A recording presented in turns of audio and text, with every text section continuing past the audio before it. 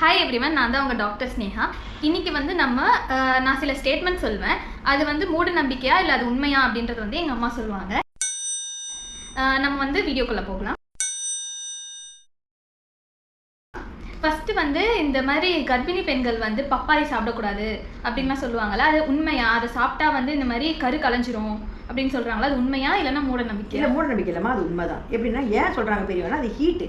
அதனால் அது வந்து கருத்தரித்த உடனே அது ஹீட்டு சாப்பிட்ட உடனே அது இதுவாகிடுமோ கலைஞ்சிடுமோ அப்படின்னு சொல்லுவாங்க. அது மூட நம்பிக்கை இல்லைம்மா, அது மாதிரி நடந்திருக்கு. இப்போ நான் சொல்கிறேன், அது வந்து ஆக்சுவலி ஒரு மூட நம்பிக்கை தான். ஏன்னு கேட்டிங்கன்னா, அன்ரைப்பன்டு பப்பாயா, அதாவது காயாக இருக்குல்ல, காயாக இருக்கிற பப்பாயா வந்து நிறைய சாப்பிட்டா தான் வந்து இந்த மாதிரி கரு கலையிறது அந்த மாதிரிலாம் வந்து ஆகும். இதே பழுத்த பப்பாளியில் எதுவும் இல்லை. இது காயாக இருக்கிற பப்பாளியில் வந்து லாக்டெக்ஸ்ன்னு ஒரு இது இருக்குது. அதுக்கப்புறம் பப்பாயின்னு ஒன்று இருக்குது. இதெல்லாம் இருக்கிறதுனால, இந்த என்சைம்லாம் இருக்கிறதுனால அந்த குழந்தைக்கு வந்து கரு கலையுது அப்படின்னு வந்து சொல்கிறாங்க. அது வந்து என்ன பண்ணோம்னா, கான்ட்ராக்ஷன் வந்து அதிகப்படுத்தும். கான்ட்ராக்ஷன்னா குழந்தைய வெளியில் தள்ளுறதுக்காக வயிறு இப்படி ஆகும்ல, அது ஆகி வெளில வரல, அந்த மாதிரி அந்த கருவை வந்து கலைச்சிரும் அப்படின்னு வந்து சொல்கிறாங்க. அது வந்து இந்த காய் வாட்டத்தில் இருக்கிற பப்பாளி நிறைய சாப்பிட்டா தான் அந்த மாதிரி ஆகும். பழுத்த பப்பாளி சாப்பிட்டா எதுவும் ஆகாது.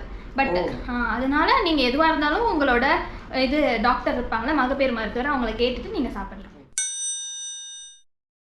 ஸ்டேட்மெண்ட் கேட்குறமா, இந்த மாதிரி வந்து கர்ப்பமாக இருக்கிற பொண்ணுங்க வந்து நீங்கள் 2 பேருக்கு சாப்பிடணும் அப்படின்லாம் வயசானவங்க சொல்லுவாங்களே, உங்கள் வயிற்றில் இருக்க குழந்தைக்கும் சேர்த்து நீ தான் சாப்பிடணும் அப்படின்னு சொல்லுவாங்களே, இது வந்து மித்துன்னு நினைக்கிறியா இல்லை இது வந்து ஒரு மூட நம்பிக்கைன்னு நினைக்கிறியா இல்லை அது உண்மைன்னு? இல்லை, உண்மை. ஏன்னா அப்படி சொல்கிறாங்கன்னா பாப்பாவுக்கும் அது போய் சேரணும், அவங்க சாப்பிட்ற ஊட்டச்சத்தெல்லாம் கொஞ்சமாவது குழந்தைக்கு போய் சேரணும் தான்.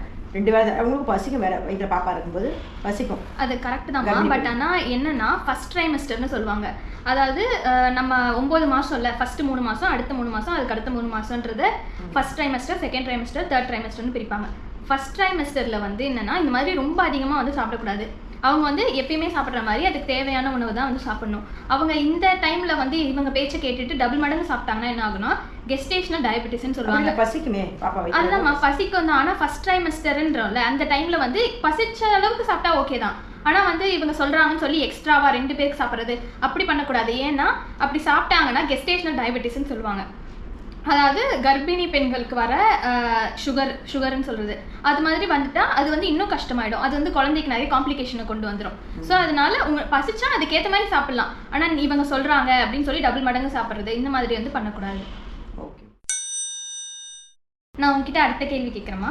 இந்த மாதிரி வந்து கர்ப்பமாக இருக்கிறப்போ அல்ட்ராசவுண்ட், அதாவது ஸ்கேன் பண்ணக்கூடாது அப்படின்னு சொல்லுவாங்க. அது வந்து குழந்தைய பாதிக்கும் அப்படின்லாம் வயசானவங்க சொல்லுவாங்கள்ல, அது வந்து உண்மையா? இல்லை, கதிர்வீழ்ச்சி இல்லை, அல்ட்ராசவுண்ட், அதாவது ஸ்கேன் பண்ணுறது குழந்தைய பாதிக்கும்ன்றாங்களே, அது வந்து ஒரு மித்து, மூட நம்பிக்கைன்னு நினைக்கிறியா இல்லை அதில் அது உண்மை தான் நினைக்கிறியா? இல்லை, அது மூட நம்பிக்கை தான். ஏன்னா நான் சொல்ல பாரு, அல்ட்ராசவுண்டுன்றதுல வந்து ரேஸ் வராது. எக்ஸ்ரே எடுக்கிறோம்ல, அதில் தான் வந்து ரேஸ் வரும்.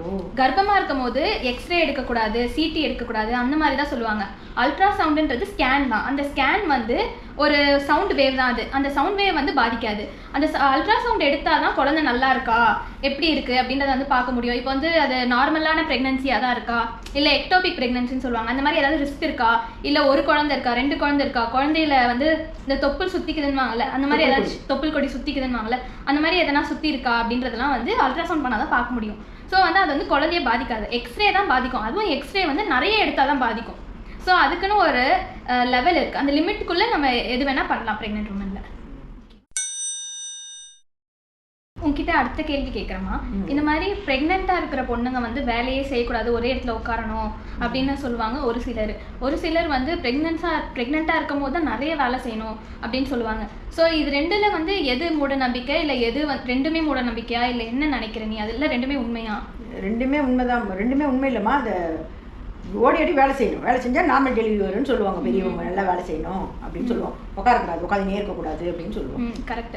அதாவது என்னென்னா, மெடிக்கல் அட்வைஸ் வந்து நீங்கள் ரெஸ்ட் எடுக்கணும் கம்ப்ளீட்டாக அப்படின்னு சொல்கிற வரைக்கும் அவங்க வந்து அப்படி இருக்கணும்னு அவசியம் கிடையாது. அவங்க வந்து கொஞ்சமாவது வேலை செய்யணும். அதுக்குன்னு ரொம்ப பிரிஸ்க் வாக்கிங்லாம் சொல்லுவாங்க.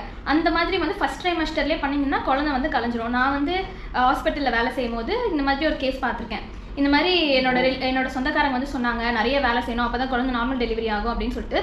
ஃபஸ்ட் ட்ரைமஸ்டர்னா மொதல் 3 மாதத்தில் அந்த கரு வந்து போய் உட்கார்ற அந்த டைமில் உருவாகிற டைமில் ரொம்ப வந்து அவங்க பிரிஸ்க் வாக்கிங் அந்த மாதிரி நிறைய வேலை செஞ்சு ஸ்ட்ரெயின் பண்ணி அந்த குழந்தை வந்து கலைஞ்சிருச்சு. ஸோ அதனால அந்த மாதிரியும் பண்ணக்கூடாது, எக்ஸ்ட்ரீமாகவும் போகக்கூடாது, அதுக்குன்னு கம்ப்ளீட்டாக ரெஸ்ட்லேயும் இருக்கக்கூடாது. தேவையான அளவுக்கு கையை காலை ஸ்ட்ரெச் பண்ணி 3 மாதத்துக்கு அப்புறம் மேற்கொண்டு நம்ம பண்ணலாமா? அதுக்கும் அப்பயும் எக்ஸ்ட்ரீம் வேலை பண்ணக்கூடாது. அதை தேவையான அளவுக்கு நம்ம வேலை பண்ணலாம்.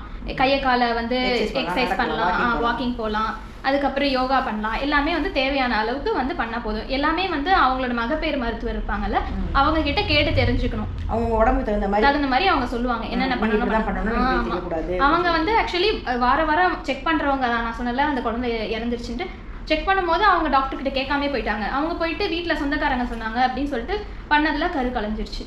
ஸோ அதனால ஃபர்ஸ்ட் ட்ரைமஸ்டர்ல வந்து கொஞ்சம் பார்த்து இருந்துக்கணும். ஏன்னா அப்பதான் வந்து கரு உருவாகிற டைம்.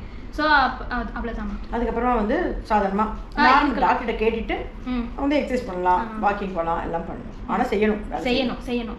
கம்ப்ளீட்டாக ரெஸ்ட் எப்போ எடுக்கணும்னா டாக்டர் சொல்லுவாங்க இவங்க கம்ப்ளீட்டாக ரெஸ்ட் எடுக்கணும் அப்படின்னு சொன்னால் மட்டும்தான் அவங்க கம்ப்ளீட்டாக ரெஸ்ட் எடுக்கணும். இல்லைன்னா அப்படி இருக்கக்கூடாது. ஏன்னா குழந்தைக்கு வந்து பிளட் சர்க்குலேஷன்லாம் போகணும், நல்லபடியாக இருக்கணும்ல. ஸோ கொஞ்சமாச்சும் வேலை பண்ணாதான் அதெல்லாம் வந்து இருக்கும்.